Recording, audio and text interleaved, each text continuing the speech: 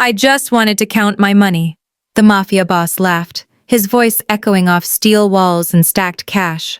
It was the kind of laugh that came from a man who believed he controlled everything: the docks, the judges, the flow of blood and money through the entire city. But in exactly 4 minutes, a 10-year-old boy with dirt under his fingernails would pull out a bag containing the one thing Darius Thorne couldn't control: the truth about who'd been stealing from him for months. Before we continue, drop a comment and tell me which city you're watching from. I believe this story found you for a reason. The warehouse district on the east side hummed with controlled tension as Darius Thorne stood in his private counting room, surrounded by his empire in its purest form: cash. Stacks of it, mountains of it, bills sorted, counted, and bundled with the precision of a Swiss bank, spread across 12 industrial tables like an exhibition of power. For 3 hours, Thorne and his 2 most trusted lieutenants had been conducting the quarterly count, a ritual that reminded everyone in the organization exactly who held the reins. I pray that everyone who watches this video, subscribes, and leaves a comment will receive the very thing their heart has been searching for, whether it's peace, clarity, healing, or a breakthrough they've been waiting on. May unexpected blessings find you, may your silent prayers be answered, and may goodness follow you wherever you go. The room itself was a fortress: steel-reinforced walls, biometric locks, surveillance cameras covering every angle, a vault door that could withstand explosives. Security so tight that even Thorne's own men needed his personal authorization to enter. Everything about this space screamed control, dominance, absolute authority. Yet underneath all that confidence, underneath the satisfied smirk on Thorne's face as he ran his fingers through a stack of hundreds, there was a problem. A small one, manageable. Or so he kept telling himself. $42,500 was missing. Not a fortune by Thorne's standards. He moved more than that in a single hour on a good day. But it wasn't about the amount. It was about the principle. Someone inside his organization had figured out how to bypass his system. Someone had stolen from him and gotten away with it for months. And despite hiring the best forensic accountants, despite interrogating every low-level associate, despite running security audits that cost 6 figures, Thorne still didn't know who. "Sir, the totals from the Eastern operations are matching the projections," announced Marcus, his lead lieutenant, a man built like a linebacker with a mind for numbers that made him invaluable.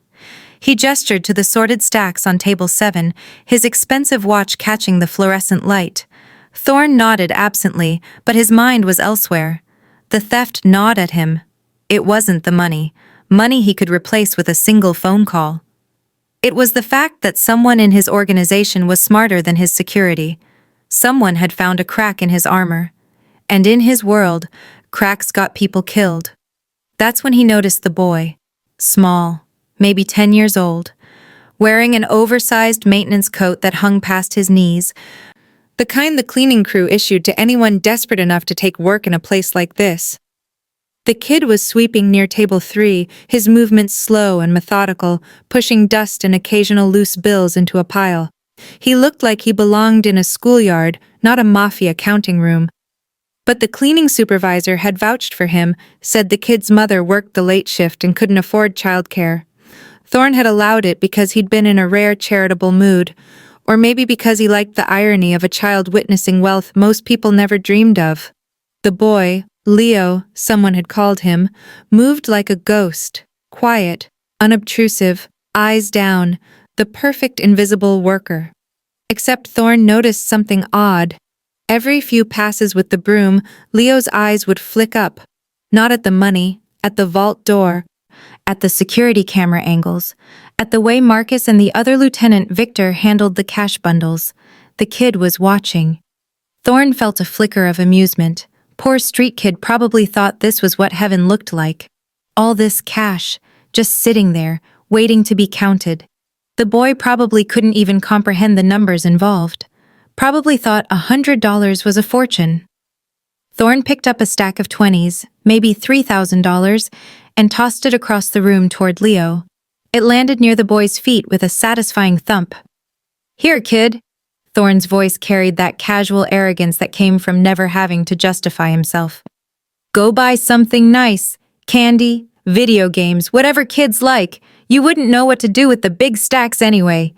He gestured broadly at the millions surrounding them, his grin widening. I just wanted to count my money. Simple pleasure, you understand?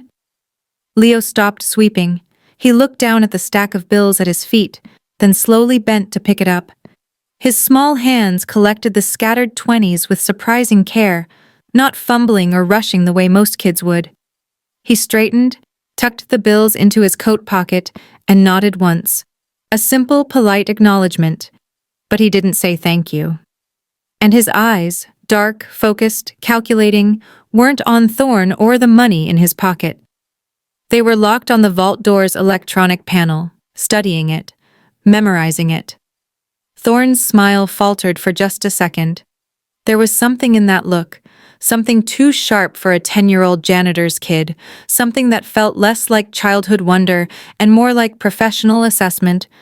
But then Leo went back to sweeping, and the moment passed. Thorne turned back to his counting, dismissing the flicker of unease. He had no idea that the boy with the broom had been mapping his entire operation for the past 2 weeks. Had no idea that the oversized coat wasn't just for warmth, it was hiding something. Had no idea that in less than 4 minutes, that silent child would pull out a bag of cash and say a number that would shatter Thorne's carefully constructed empire from the inside.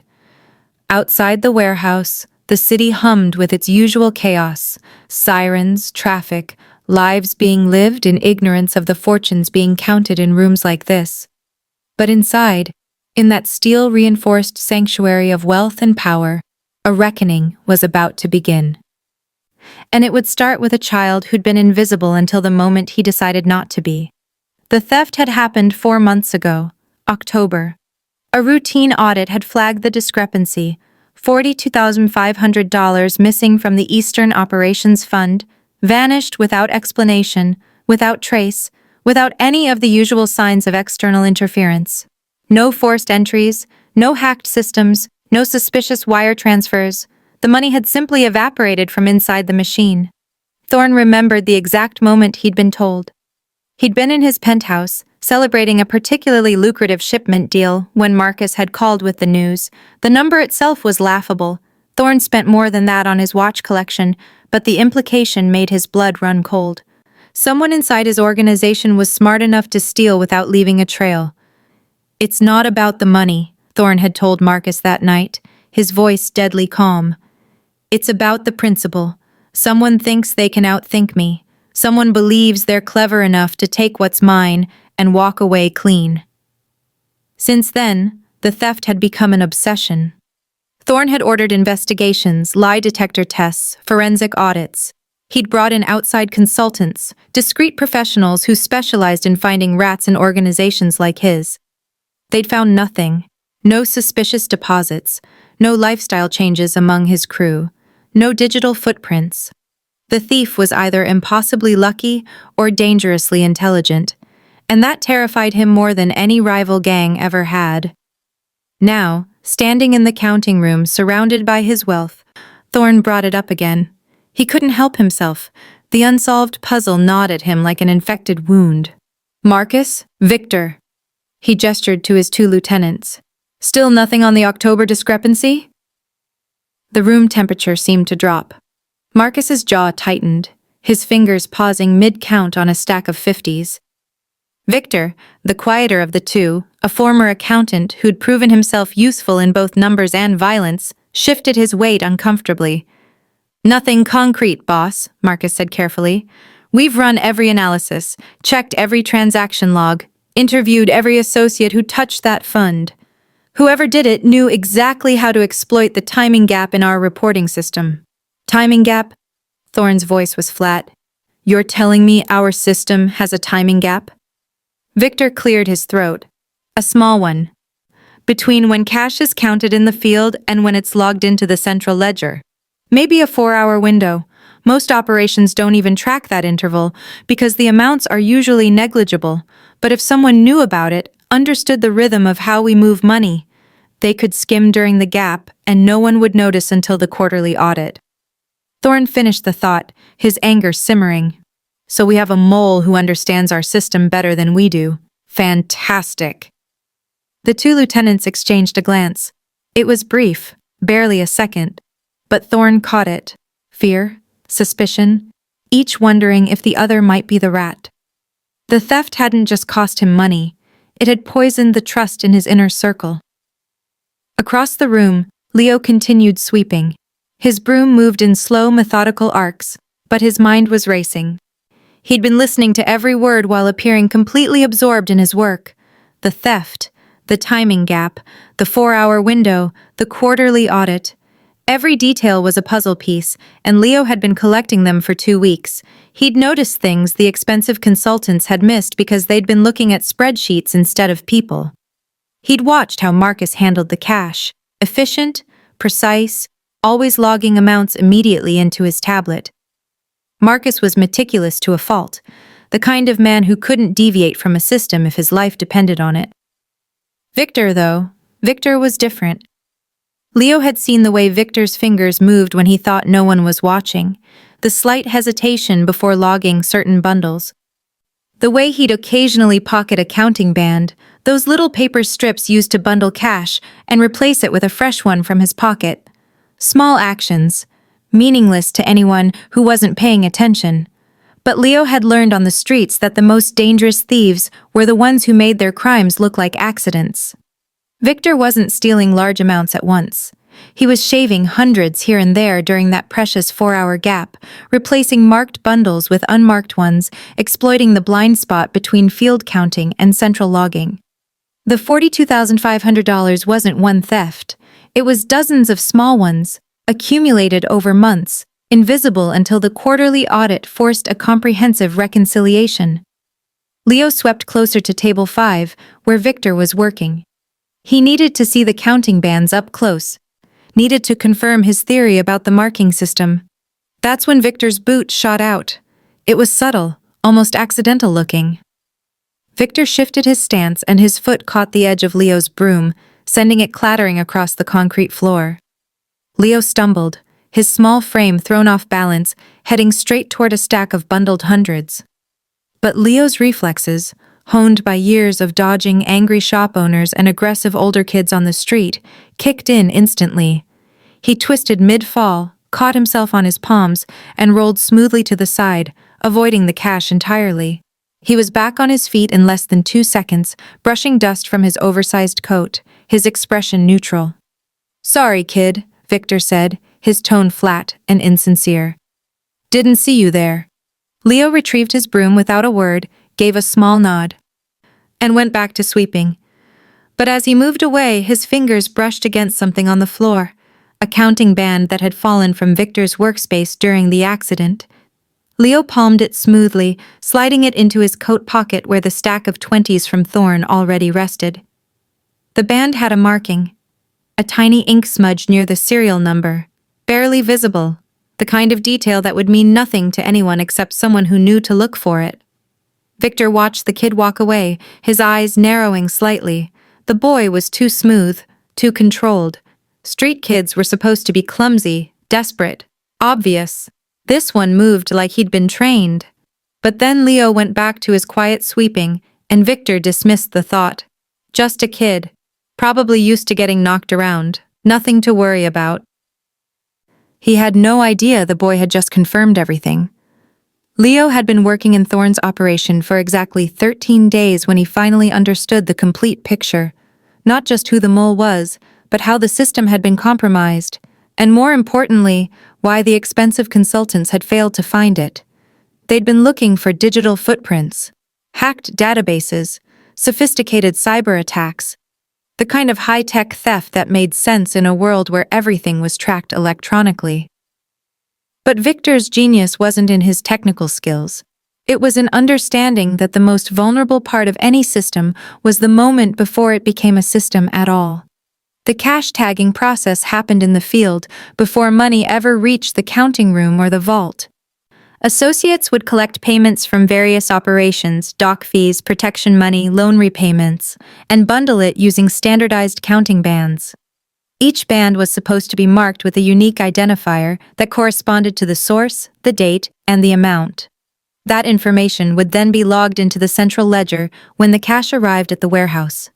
But there was a gap, a small window of time, usually 3 to 4 hours, between when cash was bundled in the field and when it was officially logged.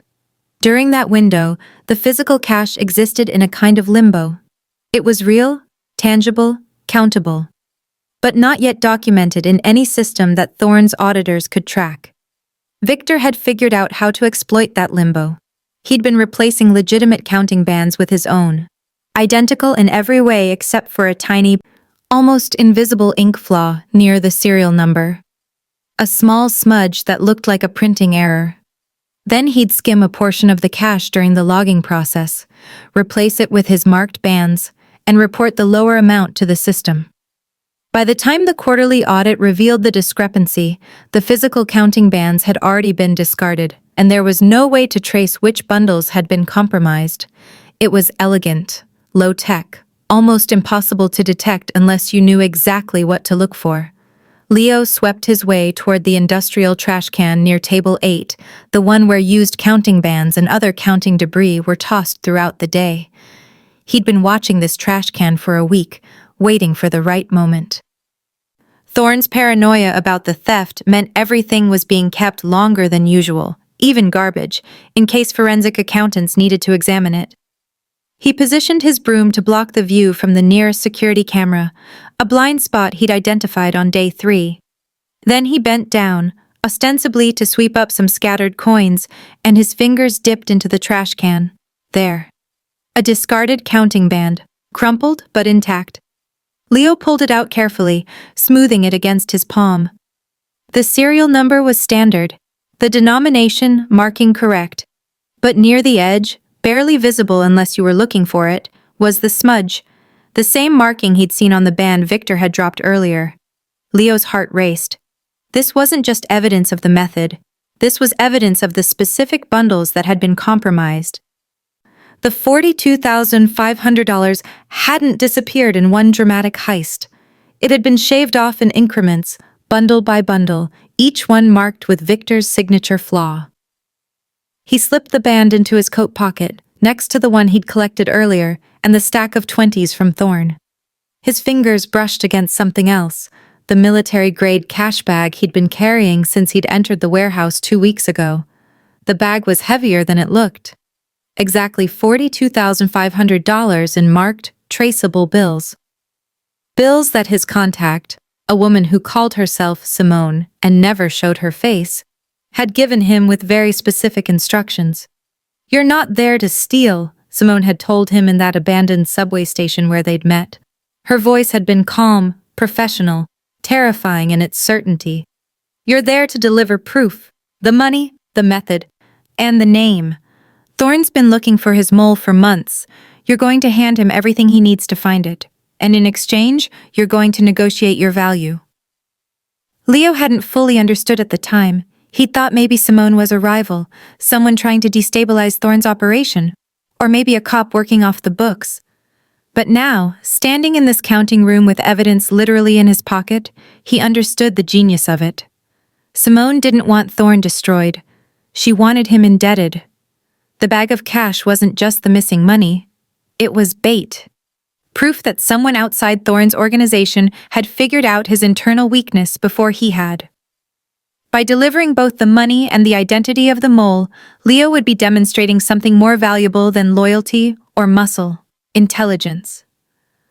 The ability to see what others missed, the capacity to solve problems that stumped expensive specialists, and in Thorne's world, that kind of intelligence was worth more than any amount of cash. Leo resumed sweeping, his mind racing through the next steps. He had the counting bands, physical evidence of Victor's method. He had the marked cash, proof of the specific theft. And he had the knowledge, Victor's identity, and the exact mechanism of the crime. Now he just needed the moment. The perfect window when Thorne would be distracted enough to be receptive, but present enough to witness the reveal. when the theatrics of a 10-year-old child producing evidence that million-dollar consultants had missed would have maximum impact. Leo glanced at the clock on the wall. Thorn had been on edge all day, snapping at his lieutenants, checking his phone constantly. Something was brewing.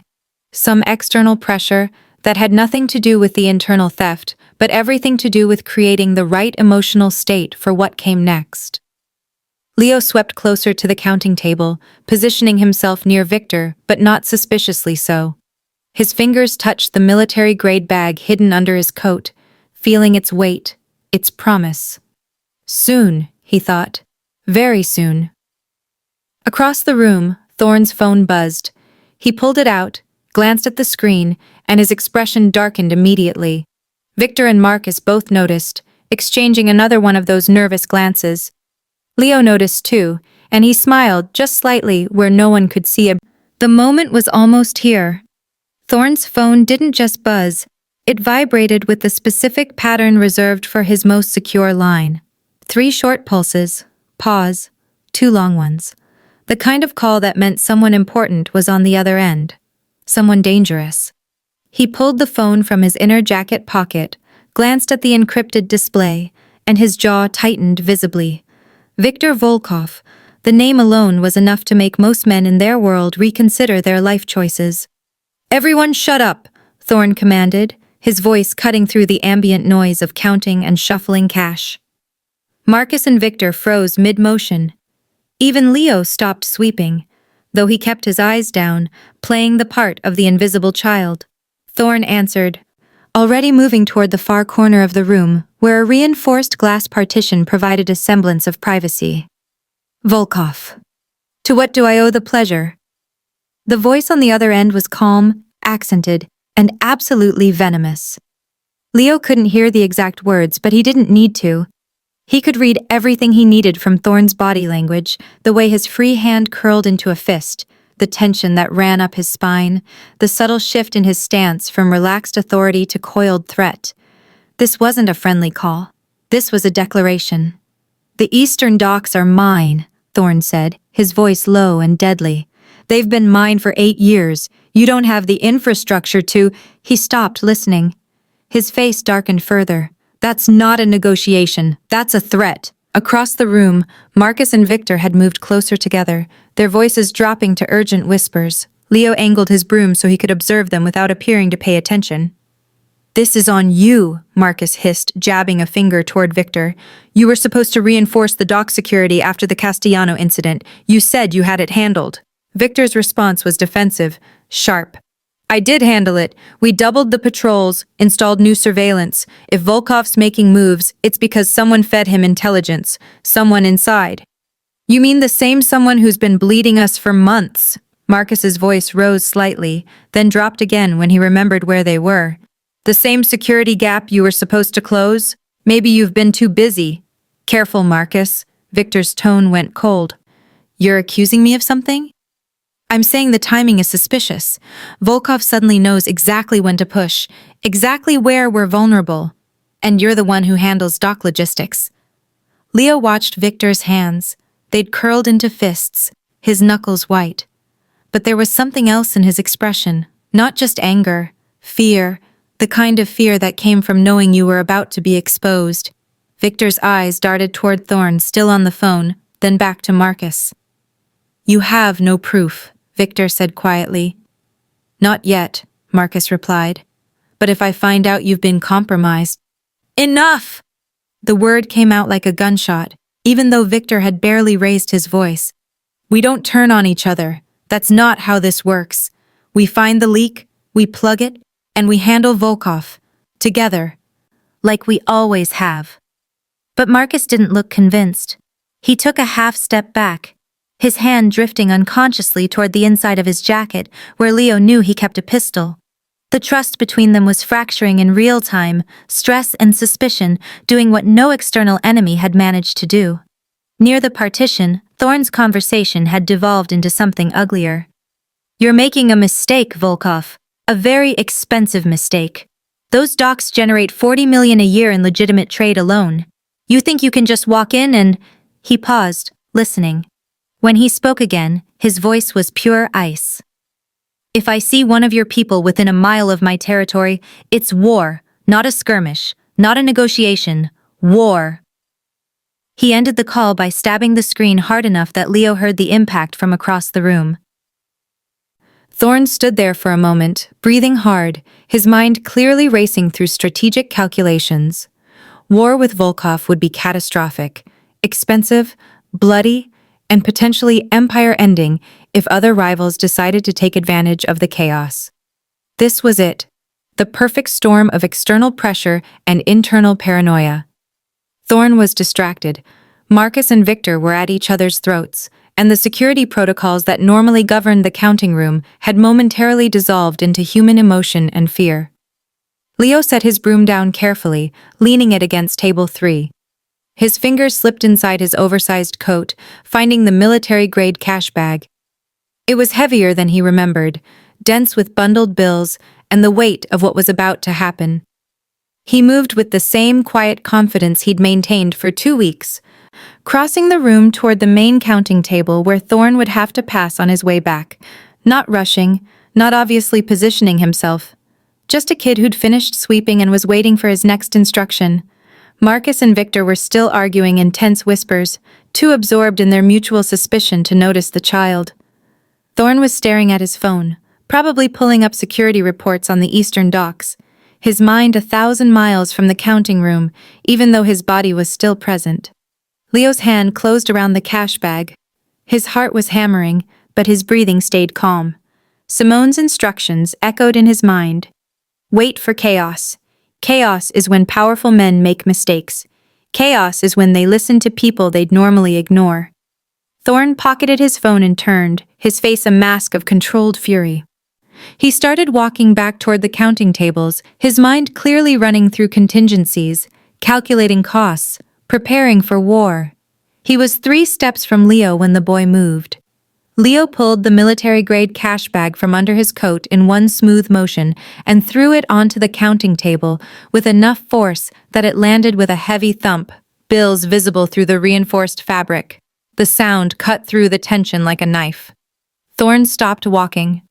Marcus and Victor's argument died mid-sentence. Every eye in the room turned to the small boy standing beside a bag that shouldn't exist. And Leo, meeting Thorne's shocked gaze with eyes far too old for his age, spoke clearly into the sudden silence. This is the 42,500. The bag hit the counting table with a sound that seemed impossibly loud in the sudden vacuum of silence. Not a thud, but a statement. The reinforced fabric held its shape, bills visible through the semi-transparent material, bundled and organized with military precision. Leo stood perfectly still, his small frame dwarfed by the industrial tables and the mountains of cash surrounding them. His oversized coat hung open now, revealing a thin frame and clothes that had seen too many washes. But his eyes, dark and unwavering, were locked on Thorne with the kind of focus that didn't belong on a 10-year-old face. This is the 42,500, he said again, his voice steady, clear, cutting through the shock like a scalpel. The number hung in the air like smoke from a gun. Thorne's face went through a series of transformations in the space of 3 seconds.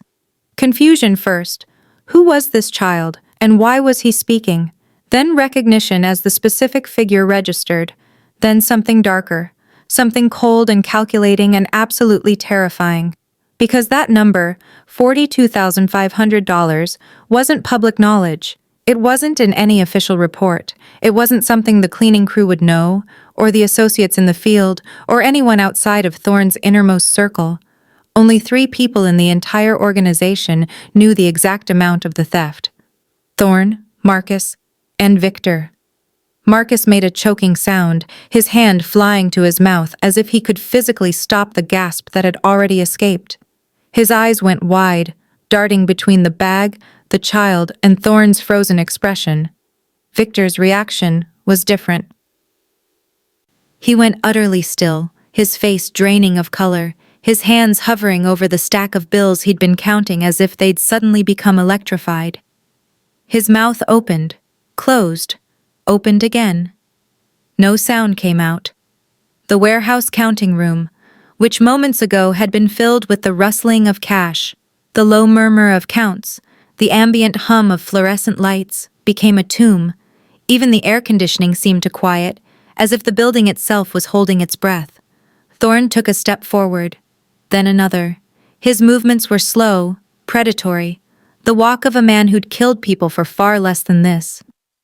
But underneath the threat, underneath the barely controlled violence radiating from his body, there was something else. Fear. Not of the child, but of what the child represented. Because if a 10-year-old street kid knew the exact amount of the theft, knew it well enough to walk into Thorne's fortress and produce the actual money, then someone very dangerous had been operating in Thorne's world without him knowing. Someone who could penetrate his security, map his operations, and extract information from the very heart of his organization. Someone who could destroy him. Thorne stopped 3 feet from Leo, close enough to loom, close enough to intimidate, close enough to reach out and snap the child's neck if he wanted to. His voice, when he spoke, was barely above a whisper, but it carried the weight of a shout. "Where did you get that?" Leo didn't flinch, didn't step back, didn't show even the slightest flicker of fear. He just stood there, small and still and impossibly composed, like he'd been preparing for this moment his entire short life. "From the person who took it from you," Leo said simply. 4 months ago, October 15th, Eastern Operations Fund, skimmed during the logging gap, the money you've been searching for, the money your $1 million consultants couldn't find. Marcus made another sound, this one closer to a whimper. His hand had moved inside his jacket, fingers touching the grip of his pistol, but he wasn't drawing it.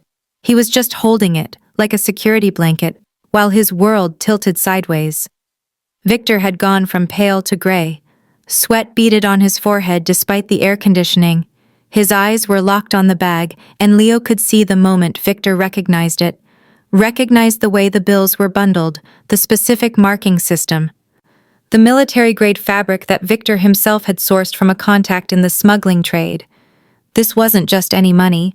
This was Victor's money, his personal stash, the accumulation of months of carefully executed theft, bundled and stored in a location he'd thought was secure, and somehow, this child had found it. Thorne's hand shot out, grabbing the bag. He unzipped it with trembling fingers, not from fear, but from rage so pure it was making his entire body vibrate. He pulled out a bundle, examined the counting band, saw the small ink smudge near the serial number. His breathing stopped. He pulled out another bundle. Same marking. Another. Same. Every single bundle in the bag carried Victor's signature flaw, the tiny detail that had seemed so clever when he'd designed it, so invisible to anyone who wasn't looking for it specifically. The detail that was now condemning him in high-definition clarity. Thorne looked up from the bag, his eyes finding Victor across the room. And in that moment, Victor knew. Knew that his carefully constructed theft had been exposed. Knew that his method had been documented and delivered by a child he'd dismissed as invisible. Knew that the next few minutes would determine whether he lived or died. "Victor," Thorne said softly. Too softly. The kind of soft that preceded ultraviolence. "Would you like to explain to me why this child is holding our missing money? Our missing money that's been bundled with your personal marking system?" Victor's mouth opened. Nothing came out. His brain was screaming at him to run, to fight, to do anything except stand there like a deer in headlights. But his body wouldn't cooperate, couldn't cooperate, because there was nowhere to run in a locked counting room, and fighting would only confirm his guilt. Leo watched the tableau unfold with quiet satisfaction. This was the moment Simone had promised him, the moment when truth became weapon, when information became currency, when a powerless child became the most valuable person in the room. He'd delivered the evidence. Now came the negotiation. But first, he had to survive the next 60 seconds, because Thorne's hand was moving toward his own weapon, and the look in his eyes suggested he was about to solve multiple problems with a single bullet. Thorne's face contorted into something primal, something that had nothing to do with calculated business decisions and everything to do with the animal brain that lived underneath all that expensive tailoring and corporate mafia polish. A child. A goddamn child had walked into his fortress, exposed his internal weakness, and made him look like a fool in front of his own men. The humiliation burned hotter than the betrayal. "Grab him!" The words erupted from Thorne's throat like a roar. "Search him! Find out who sent him! Find out what else he knows!" Marcus and Victor both moved instantly, their previous argument forgotten in the face of direct orders. Marcus came from the left, his larger frame covering ground quickly. Victor approached from the right, slower, more hesitant, but still advancing. Both men were trained in this, securing targets, controlling situations, applying violence when necessary. But Leo had been trained in something else entirely: survival. The instant Marcus's hand reached for him, Leo was already moving. Not away, that would be predictable. Instead, he ducked low and pivoted right, using his small size to slip under Marcus's grab. His shoulder bumped against Victor's knee, throwing the accountant-turned enforcer slightly off balance. Leo rolled, came up on his feet near table 7, the one stacked highest with counted, bundled cash. Millions of dollars in neat towers that represented weeks of collection and organization. He positioned himself with his back to the stack, his small frame framed by Thorne's wealth. Victor recovered first, lunging forward with both hands extended to grab the child by the shoulders. But Leo sidestepped again, this time deliberately knocking into the table's edge. The tower of cash wobbled dangerously, several bundles sliding toward the edge. The lieutenants froze.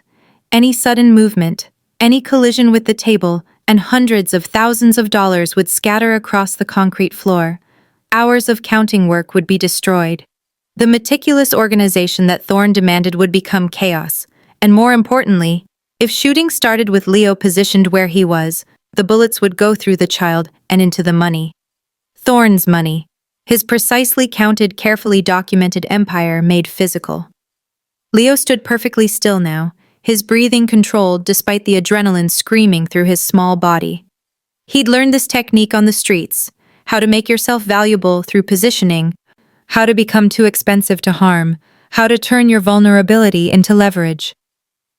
"If you touch me," Leo said, his voice cutting through the heavy breathing and shuffling feet, "the information goes to Viktor Volkov tonight." The name hit the room like a second bomb. Thorne, who'd been reaching for his weapon, stopped. His hand hovered near the inside of his jacket, fingers curled but not drawing, his eyes narrowed, calculating, the primal rage giving way to something more dangerous, strategic thinking. "What did you just say?" His voice was deadly quiet. Leo pointed at the bag of cash, still sitting on the counting table, the evidence of Victor's theft. "I only brought the proof, the 42,500, the counting bands with the ink marking, the method he used to exploit your logging gap." He paused, letting that sink in.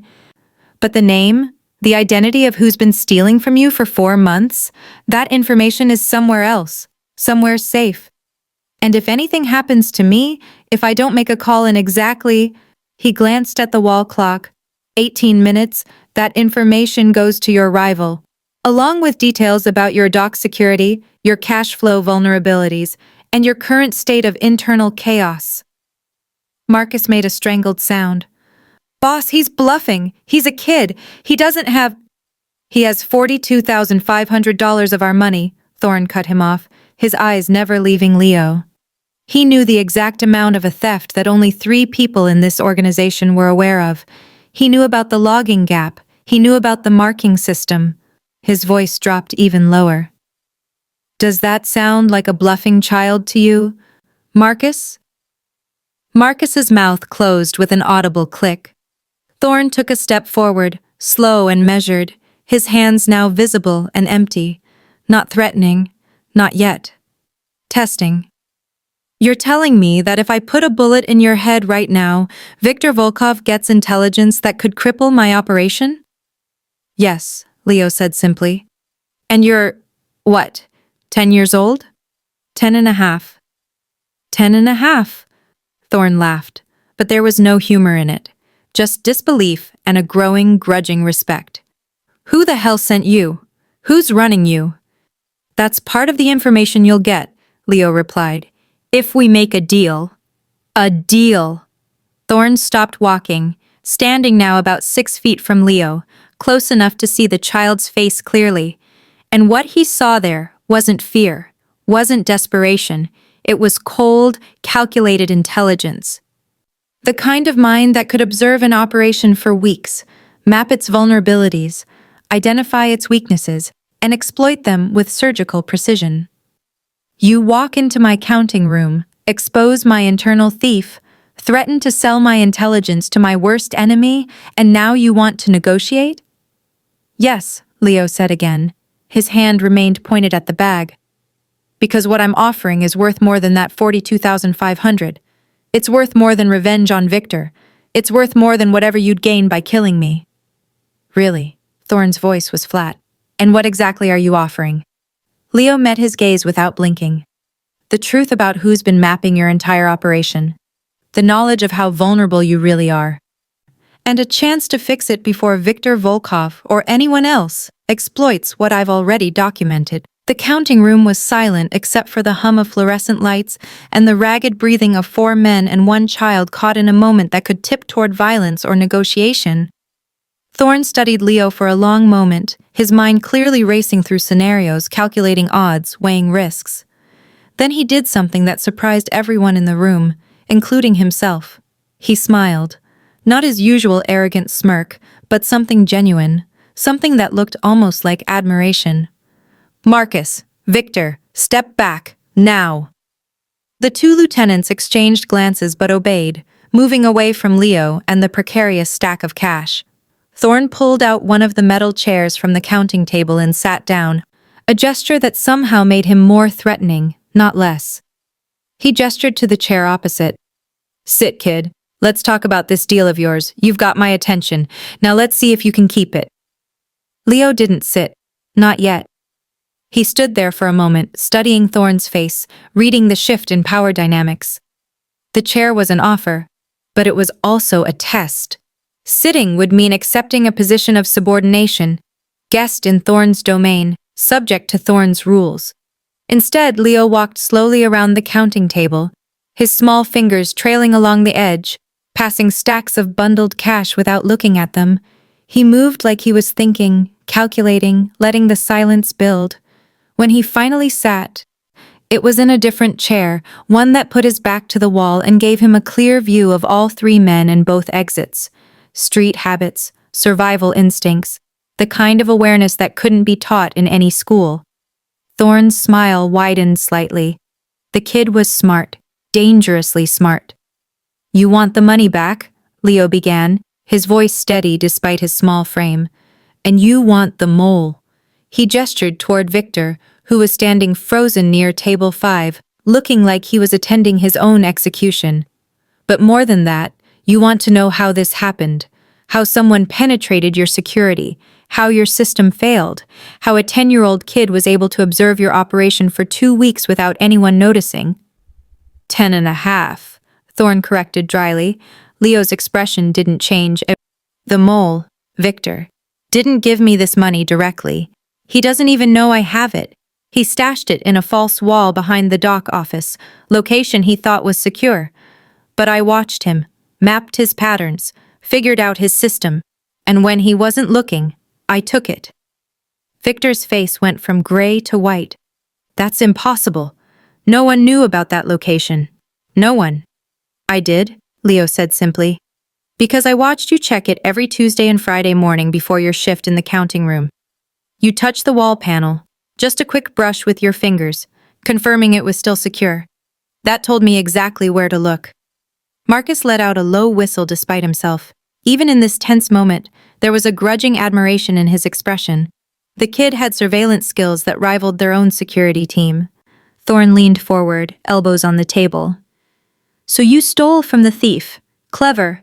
But you said something about Victor Volkov, about this money being meant for him. Not exactly. Leo shifted his weight, his eyes never leaving Thorne's. The person who sent me? Let's call her my employer. She wanted me to document your vulnerabilities, map your operations, identify weaknesses. She was going to sell that information to Volkov for a substantial fee. The money was supposed to be my proof of access, my credentials. Look what I can take from Thorn's fortress without him knowing. But you didn't deliver it to Volkov, Thorn said slowly. You brought it here, to me. Why? Leo's expression shifted, becoming something harder, more calculating. Because my employer was going to pay me $5,000 for 2 weeks of dangerous work. $5,000 to risk my life in a Mafia counting room, to dodge security, to potentially get killed if I was caught. He paused. That's not a fair price for intelligence this valuable. The room was silent. Even Victor had stopped sweating long enough to listen. So I made a different choice, Leo continued. I chose leverage. I chose to bring you the proof of your vulnerability, the identity of your mole, and the knowledge that someone outside your organization has been mapping you for weeks. All of that is worth significantly more than $5,000. Thorn's fingers drummed on the table, a rhythmic pattern that suggested his brain was running through calculations at high speed. What do you want, kid? Money? I can give you money. Name a number. No. The word hung in the air like a challenge. No? Thorn's eyebrows raised. You don't want money? I don't want a handout, Leo clarified. I don't want a briefcase of cash that I'll spend in 2 years and then be back where I started. I don't want charity. I want investment. Investment, Thorn repeated, tasting the word. In what? In me. Leo's voice was absolutely steady. I want permanent safety. Protection. Not for a month or a year, but ongoing. I want an education, real education, not street learning. Private schools, tutors, whatever it takes to develop what I already have. He gestured to his own head. And most importantly, I want a role. A real role in your organization. Not running errands or cleaning floors. I want to be your security analyst, your vulnerability tester, the person who finds the cracks in your system before someone else does. Marcus made a choking sound. Boss, he's a child. You can't seriously— A child who found a theft your $1 million consultants missed. Thorn cut him off, his eyes still locked on Leo. A child who mapped my operation in 2 weeks. A child who's currently holding leverage that could destroy us if it gets to Volkov. He tilted his head. Continue, Leo. What else? A seat at the table, Leo said. Not now, obviously. I'm 10, but eventually. When I've proven my value, when I've earned it, I want a voice in your decisions. I want to be consulted, respected, treated as an asset, not a tool. The audacity of it was breathtaking. A street kid demanding a partnership with one of the city's most powerful criminals, demanding education, protection, and status in exchange for information. Thorn should have laughed, should have dismissed it. Should have ordered Marcus to throw the kid out on his ear and deal with the Volkov threat some other way. Instead, he found himself considering it, because the kid was right. The intelligence was valuable. The ability to find vulnerabilities was rare. And more than that, Leo had demonstrated something Thorn prized above all else. The capacity to see value where others saw nothing, to create leverage from weakness, to turn information into power. You're refusing money, Thorn said slowly, in exchange for something more valuable. Opportunity, position, future. Yes. That's bold. Stupid maybe, but bold. Thorn leaned back, his chair creaking. What makes you think I won't just torture the information out of you? Make you give up your employer, your intelligence, everything? Leo's expression didn't change. Because torture would tell you what I know today, but it wouldn't give you what I can learn tomorrow. You don't need the information, Mr. Thorn. You need the mind that can gather it. And you can't torture a mind into loyalty. You can only earn it. The silence that followed was absolute. Then Thorn started laughing. Real laughter this time, not the arrogant mockery from before. Genuine appreciation for the sheer audacity of what he was witnessing. You're either the smartest kid I've ever met, he said, or the dumbest. I haven't decided which yet. Can I be both? Leo asked. And despite everything, the theft, the betrayal, the threat, the chaos, Thorn smiled. All right, kid, let's talk terms. Thorn studied Leo for a long moment, his mind working through the implications of what he was considering. This wasn't just about recovering stolen money or identifying a mole. This was about something far more fundamental to his empire. He'd built everything on force, on money, on the ability to intimidate and control through violence and wealth. But sitting across from him was a 10-year-old child who demonstrated that intelligence, pure, unfiltered, analytical intelligence, could penetrate all of that, could map his fortress, identify his weaknesses, and turn his own system against him. And if this child could do it, others could too. Others probably already were. The expensive consultants he'd hired had approached his security like a technical problem. They'd looked at firewalls and encryption and physical barriers. They'd analyzed his digital footprint and his financial transactions. But they'd missed the human element entirely. The patterns, the behaviors, the tiny tells that someone like Leo could observe and exploit. Victor had stolen from him not because the system was technologically vulnerable, but because the system relied on trust and routine. Marcus had missed it, not because he was incompetent, but because he'd been looking at spreadsheets instead of people. Leo had cracked his empire by simply watching, by being invisible and patient and smart enough to understand what he was seeing. That wasn't a threat. That was an asset. "Marcus, Victor," Thorne's voice cut through the tension. "Leave us." Both men looked at him like he'd spoken a foreign language. "Sir?" Marcus's hand was still hovering near his weapon. "You want us to leave you alone with a 10-year-old who just demonstrated more strategic thinking than both of you combined?" Thorne's tone was sharp. "Yes, Marcus, I want you to leave. Wait in the outer corridor. If I'm not out in 15 minutes, you can assume I've been murdered by a child and act accordingly." The sarcasm was biting, humiliating. Marcus's face flushed red, but he moved toward the door. Victor followed, his movements mechanical, his face still drained of color. He knew what was coming, knew that his career, and possibly his life, would be decided in the next few hours. The heavy steel door closed behind them with a solid thunk, leaving Thorne and Leo alone in the counting room, surrounded by millions of dollars and the weight of a decision that would reshape everything. Thorne stood slowly, his movements deliberate. Leo tensed slightly but didn't move from his chair, didn't reach for anything or prepare to run. He just watched, calculating, ready. Thorne walked around the table, closing the distance between them. He stopped directly in front of Leo's chair, towering over the small figure. For a moment, he just stood there, and the threat of violence hung in the air like static electricity.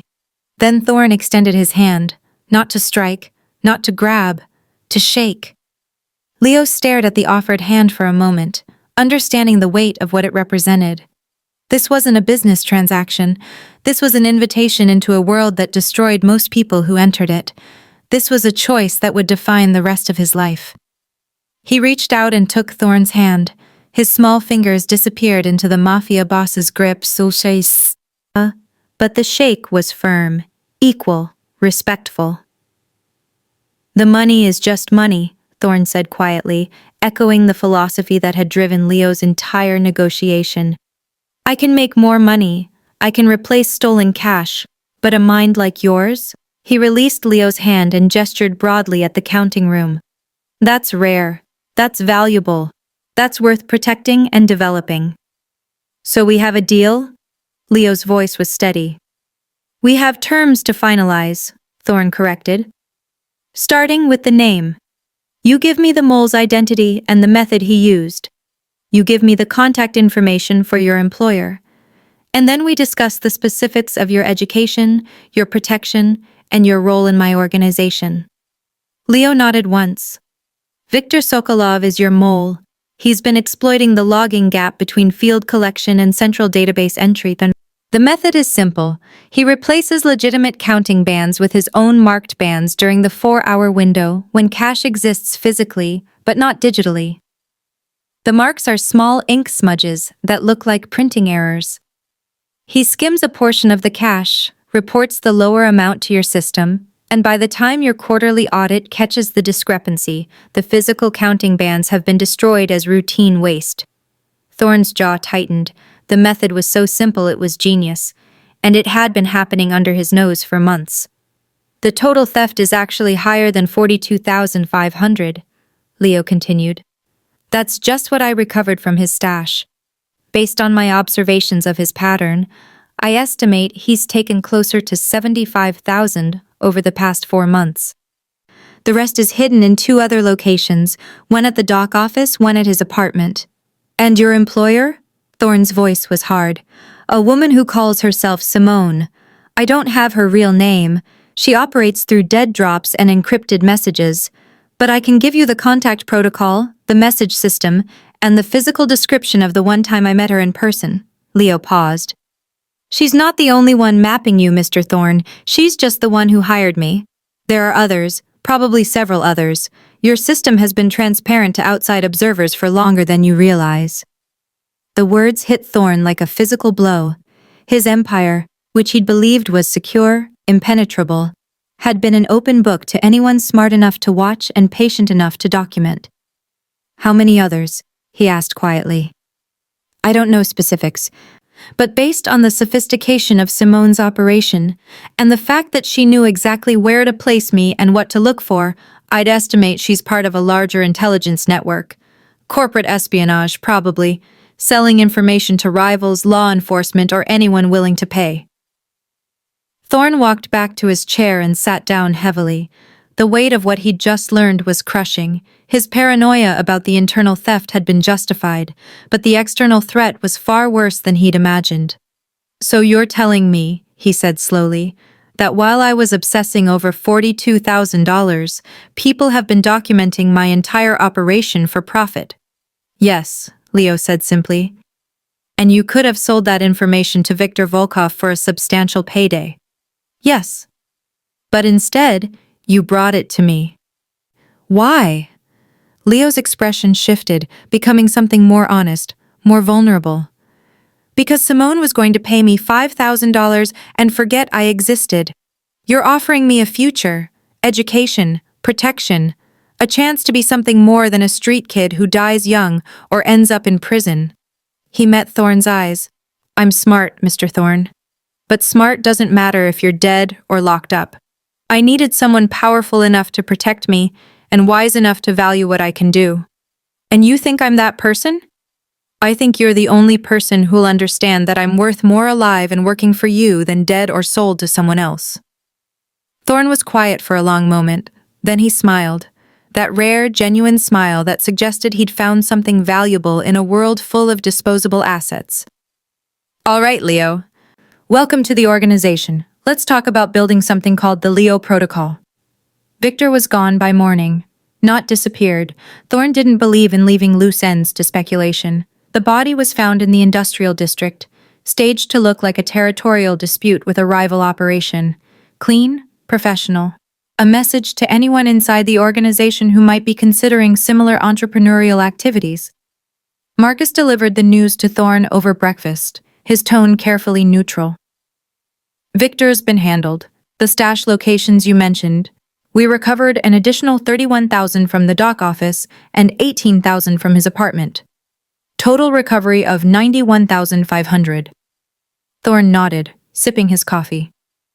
They were in his penthouse now, far from the warehouse counting room, with morning light streaming through floor-to-ceiling windows that overlooked the city.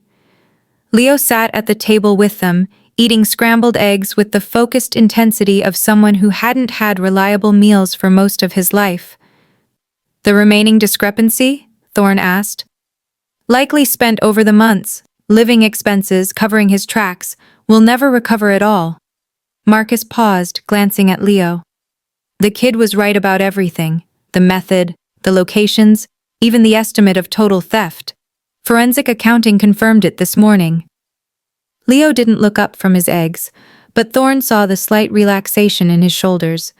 Validation, proof that his value wasn't a one-time lucky guess, but a reproducible skill. Good, Thorne said. Then we move forward. Marcus, I want you to work with Leo on a full security audit. Every operation, every counting room, every gap in our protocols. I want a comprehensive report on our vulnerabilities within 30 days. Marcus's expression was carefully controlled, but Thorne could see the resistance beneath. Working with a child, taking orders from a 10-year-old, it went against everything Marcus understood about hierarchy and respect. "Sir, with all due respect, Leo found what you missed." Thorne cut him off, his tone leaving no room for argument. "Leo identified a theft that cost us nearly $100,000 and exposed a systemic weakness that could have cost us millions if someone smarter than Victor had exploited it. So yes, Marcus, you will work with Leo, and you will treat his observations with the same weight you'd give any senior analyst. Are we clear?" "Crystal, sir." Thorne turned to Leo. "You start school on Monday. I've arranged enrollment at Ashford Academy. Private, secure, excellent academics. You'll have a tutor for the first month to help you catch up on anything you've missed. Weekends and evenings you work with Marcus on the audit. Understood?" Leo nodded, finally looking up. "And the protection?" 24/7 security detail. Discreet but present. You'll have a secure apartment in a building I own, fully furnished. Your employer, Simone, will receive a message through her dead drop system. A simple one.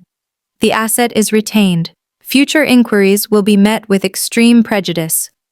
She'll understand. "She'll probably try to kill me," Leo said matter-of-factly. "Probably," Thorne agreed. "Which is why you'll have the security detail. And why you'll learn self-defense, situational awareness, and everything else you need to survive in this world. You're valuable, Leo, but value makes you a target. We're going to make sure you're a very difficult target to hit." 6 weeks later, Thorne stood in the doorway of what had once been a storage room in his corporate offices and was now something entirely different. The plaque beside the door read, "Strategic Intelligence Division, Leo Protocol." Inside, the room had been transformed. Whiteboards covered 2 walls, filled with flowcharts and network diagrams mapping Thorne's operations. 3 computer monitors displayed financial data, security camera feeds, and encrypted communication logs. And in the center of it all, sitting in an ergonomic chair that had been adjusted to accommodate his small frame, was Leo. He'd changed. Still small, still young, but different. The oversized maintenance coat was gone, replaced by proper clothes, dark slacks, a button-down shirt, looking almost like a miniature executive. His hair was cut professionally. His face had filled out slightly from regular meals and the absence of street-level stress. But his eyes were the same, sharp, calculating, missing nothing. He was analyzing a spreadsheet when Thorne entered, his fingers flying across the keyboard with surprising speed. He didn't look up immediately, finishing whatever calculation he was running before acknowledging the interruption. "Mr. Thorne," Leo's voice had gained confidence, but remained respectful. "I've identified 3 more potential vulnerabilities in the Western operations. Would you like the summary or the full analysis?" Thorne walked to the desk, studying the monitors. The kid had been at this for 6 weeks and had already flagged a dozen systemic weaknesses that Thorne's previous security team had missed. 2 of them had prevented potential thefts. 1 had stopped what would have been a significant law enforcement investigation before it started. The Leo protocol wasn't just working, it was essential. "Summary for now," Thorne said. "Full report on my desk by Friday." "Understood." Thorne watched Leo work for another moment. This child who'd walked into his counting room with nothing but intelligence and audacity, who'd turned vulnerability into leverage, who'd seen value where others saw only weakness. The irony wasn't lost on him. He'd spent decades building an empire on force and money, on the belief that power came from controlling resources and commanding fear. And then a 10-year-old street kid had taught him the most valuable lesson of his career. Intelligence wasn't rare. Minds like Leo's existed everywhere, in poverty, in obscurity, in places where traditional power never looked. But those minds were rarely recognized, rarely cultivated, rarely given the opportunity to demonstrate what they could do. Thorne had almost killed this asset, had almost destroyed this incredible potential because it came packaged in a form he didn't recognize as valuable. He wouldn't make that mistake again. "Leo," he said quietly.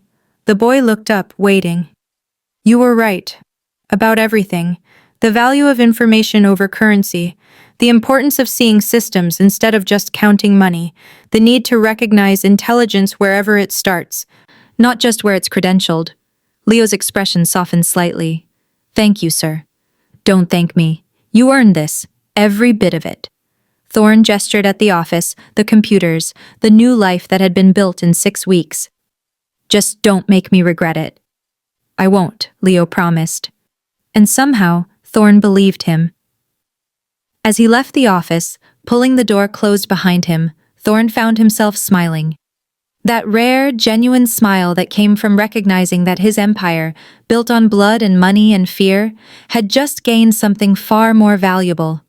A mind that could see what others missed, a perspective that challenged his assumptions, an asset that couldn't be bought or intimidated or controlled through traditional means, only earned through opportunity and respect. Intelligence isn't rare, Thorne thought as he walked back to his own office. It's just rarely recognized where it starts, and now that he'd learned to recognize it, his empire would never be vulnerable the same way again. In the Strategic Intelligence Division, Leo returned to his analysis, his fingers moving across the keyboard, his mind mapping systems and finding cracks, doing what he'd always done: surviving, observing, turning information into power. Only now, he had the protection and resources to do it right. The street kid had found his seat at the table, and the game had changed forever. Thank you so much for watching this story. If this video touched your heart even a little, please consider subscribing to the channel. Your support helps me keep creating stories that inspire, heal, and remind us that kindness still exists in this world.